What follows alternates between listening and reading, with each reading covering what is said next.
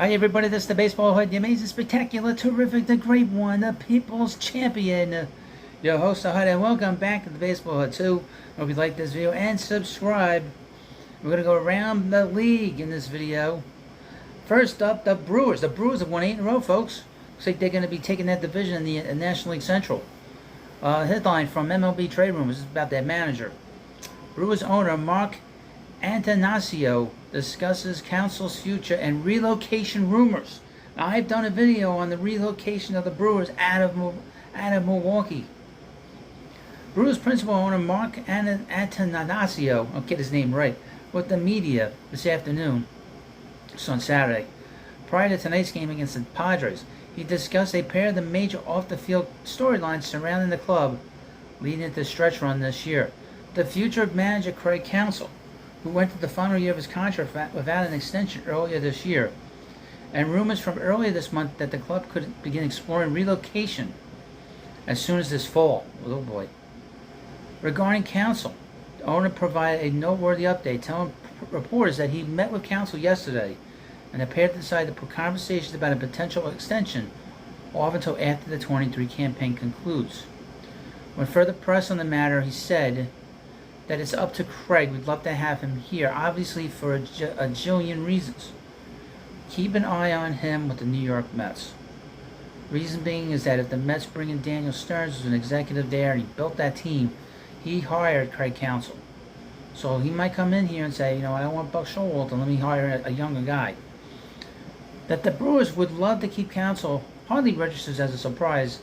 The longest tenured manager in the NL, he is currently in the 9th season with Milwaukee.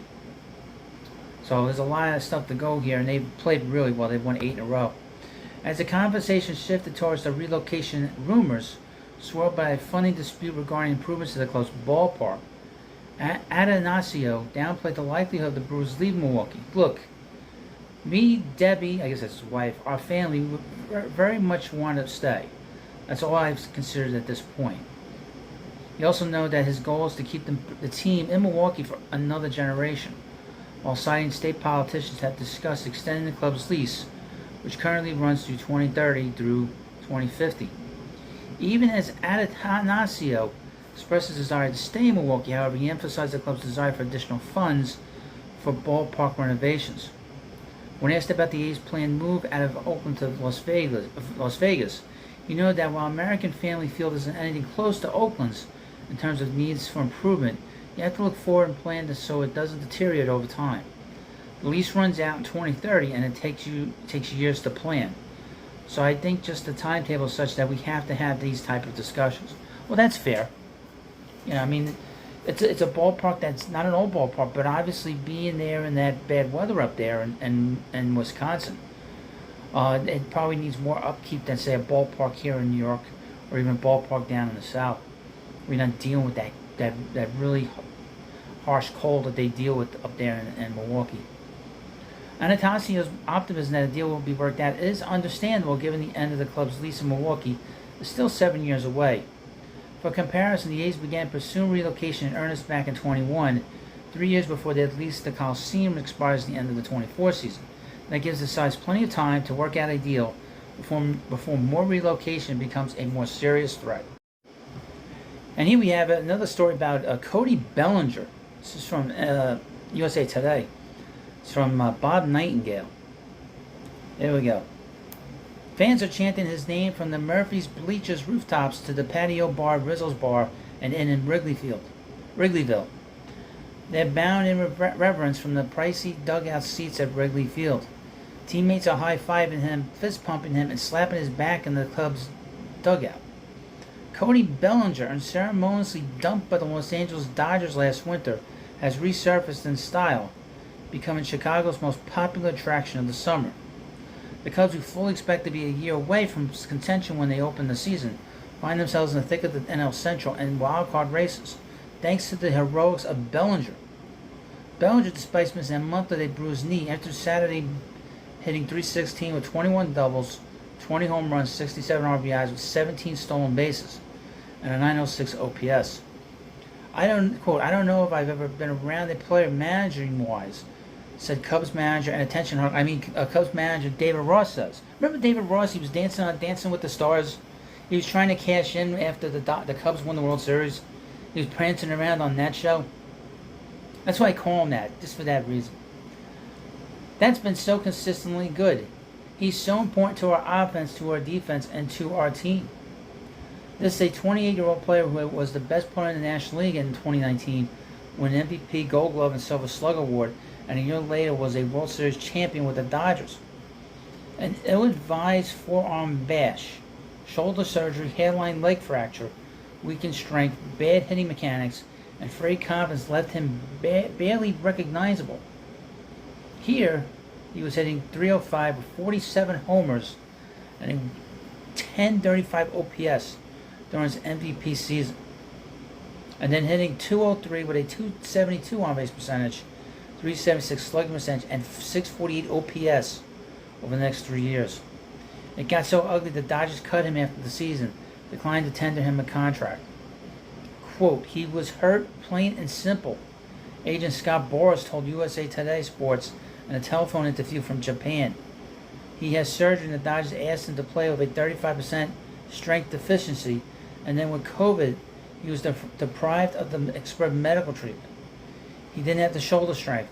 You don't just go from a 900 OPS to a 500 OPS without understanding the impact of an injury.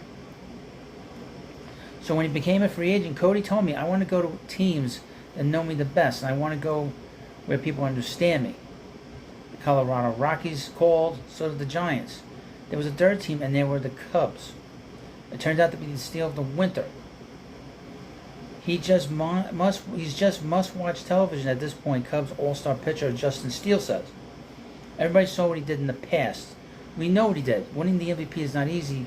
What he did with the Dodgers is nothing short of amazing. He's proven what kind of player he is. The guy is just an unbelievable talent. Can he stay healthy? Because he did miss time this year. Boras isn't tipping his hand at the price tag, but does point out that it's a thin free agent market. And oh, by the way, Mookie Betts was 27 years old when he received his 12-year, $365 million contract extension 3 years ago with the Dodgers. Okay, we'll see. We'll see about that, Scott. I don't know about that. Do you think about that? I don't know about that. I know one thing. You let me know about that in the comment section.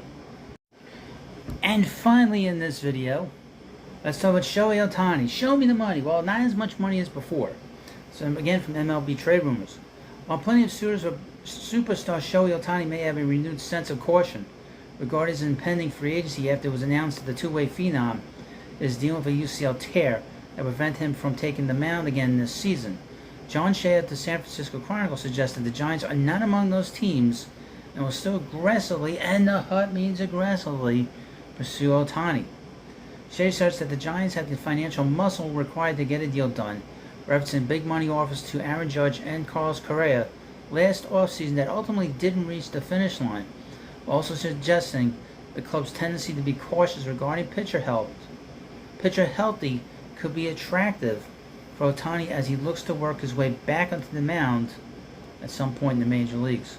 Well, we'll see about that. They do have the capability to sign Ohtani because they've been trying to sign Bryce Harper, Aaron Judge, Brandon Nimmo they tried to sign, Carlos Correa, and nothing is they haven't hit the mark. They want a superstar, and they haven't had a superstar since Buster Posey retired a couple of years ago. A little note about Chase Silseth. This is the Angel starter. He exited on Saturday's game against the Mets following a scary moment where he was struck in the head by an errant throw from teammate Trey Cabbage. That's his name, Trey Cabbage. I'm not making it up. After initially falling to the ground after being struck, Silseth was helped off the field by team trainers. Fortunately, the worst hit appears to have been avoided. So we haven't heard anything. It looked like it grazed his head, if anything. Getting hit by a baseball is a scary thing, especially if you get hit in the head. That's why that game on Saturday night at Citi Field was scary, because of the fact that Pete Alonso also got hit in the back of the neck during that game. Luckily for him, no concussion or anything like that. But you never know. And you never know with Chase Silseth. He might have some kind of issue down the road. I wouldn't expect him to pitch again this year, because he took that pretty bad hit to his head. So you let me know what you think about this video. Of course, please subscribe to the Baseball Hut too, and I'll see you later.